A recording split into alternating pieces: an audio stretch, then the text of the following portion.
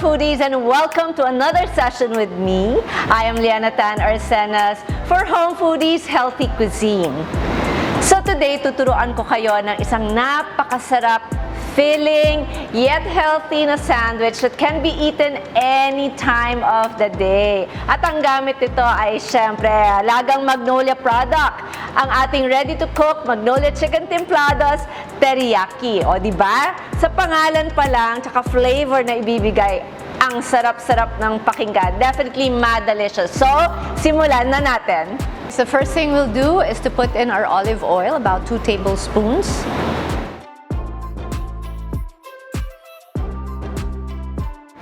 So it's hot enough, we're ready to fry.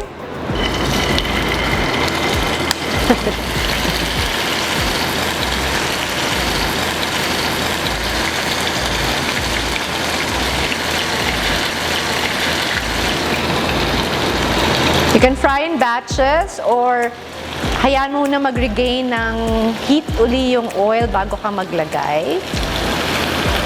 So one thing about chicken breast, it has very less fat. It's very lean. So if you're diet conscious, even between parts of chicken, go for lean cuts tulad ng chicken breast. What is nice about Magnolia Chicken Timplados Teriyaki is that you can do a lot of things with it. It's very versatile, as I've mentioned, no? At saka very convenient kasi wala ka ng tansya-tansya, no, sa timpla. Eksakto at masarap lahat ng Magnolia Chicken Timplados na variants. At hindi lang kasi teriyaki, merong inasal, may spicy wings, may oriental wings, merong fried chicken, may fried chicken all drumsticks, may tocino. Ang dami, really. And itong teriyaki for one, hindi lang siya mainam na bread fill ha. Pwede mo siya ilagay sa salad, pwede mo siya ilagay sa sabaw, pwede mo ilagay sa kanin, pwedeng fried rice, which is my favorite. Pwede siyang topping ng pizza. Ano pa? Sabi ko na yung sabaw, salad, pasta. Ayan. So, ang daming pwedeng gawin with this product. So, with just a little imagination tsaka twist, you will be able to create a lot of dishes from this product. Diba? Iba talaga pag alagang Magnolia.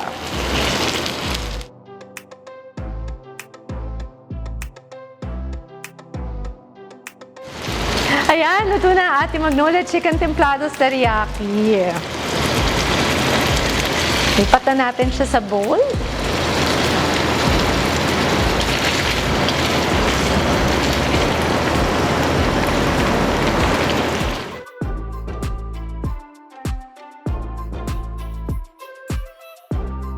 And the next step to our amazing sandwich ay lalagyan natin ng Magnolia Real Mayonnaise. So, healthy pa rin yan kasi hindi naman ganun kadami yung fat. No? Tsaka, yung fat is a good flavor carrier. It's only when you consume too much that it becomes bad.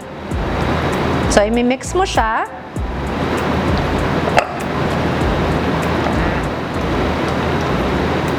Okay, then we're ready to assemble.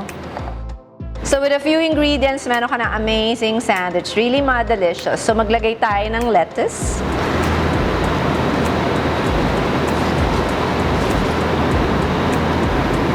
Ito, alam nyo, sometimes when you buy it, ang bilis mag-wilt, diba? Ang technique ko dyan is bago mo gamitin, no, just before nagagamitin mo, is lagay mo siya sa isang measuring glass or a beaker or anything na malalim. Pagkatapos, lagyan mo ng very cold water, ilagay mo doon yung lettuce kasama pa yung dulo niya, and then put it in the ref. So, put it there for about 15 to 20 minutes. Paglabas mo, crispy na siya uli. Na-revive na siya.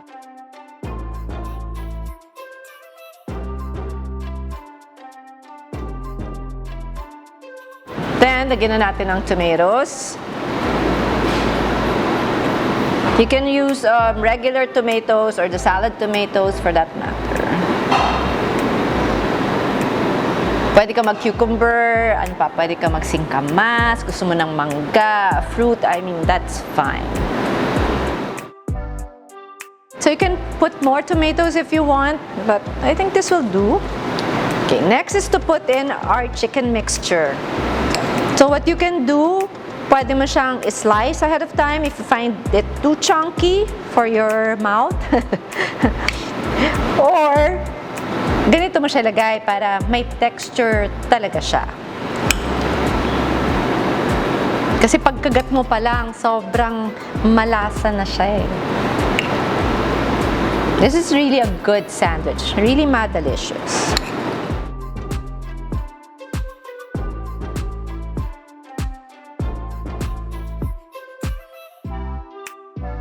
What you can do is make the sandwich ahead of time. But if you do so, kasi nga i-chill natin siya overnight, no? Kung bukas mo pa isa-serve. Then, tanggalin mo muna yung lettuce, tomatoes, anything na vegetable or basa, no, na ingredient. And then, i-add mo na lang siya pag na-heat mo na yung sandwich. Last natin is to add the cheese to add to the wonderful taste already ng ating sandwich. Diba? Pag yung mga nag-o-opisina, yung mga nagsuschool, baunin to, alam mo, busog na busog ka na. Feeling ko buong araw, sagot na ng sandwich na to. Magnolia Chicken Timplados, dahil gawa sa chicken, ano yun, chicken, very high in protein. So, excellent source of protein siya, ha. And ang maganda dito, sabi ko nga, it contains less fat. Ito na ang ating delicious na chicken teriyaki sandwiches gawa syempre sa Magnolia Chicken Timplados Teriyaki. Hindi ba? Sobrang delicious talaga nito. Kaya, I highly recommend gawin na para matikman ng inyong pamilya. Di ba? Saan ka pa? Dito lang sa Magnolia Chicken Timplados. Ayan. So, sa uulitin, makikita-kita tayo. Ako si Liana Tan Arsenas for Home Foodie.